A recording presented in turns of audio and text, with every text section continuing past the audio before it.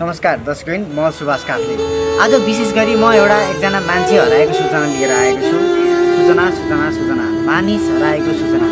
गोर्खा घर भई काठमाडौँ, हाल काठमाडौँ बसोबास गर्दै आउनुभएका टिका गोर्खालीका छोरा प्रकाश गोर्खाली 1 वर्ष अगाडि मनाङको तिलुचा ताल घुम्न जाँदा साथीहरूसँग छुट्नु भएको छ।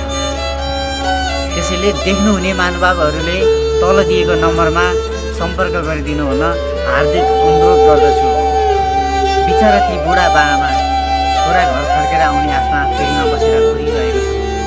प्लिज मेरो दाइ, यदि तपाईँ यो संसारमा जीवितै हुनुहुन्छ भने ती बुढा बाआमा सम्झेर एकचोटि भए पनि घर फर्केर आइदिनु होला।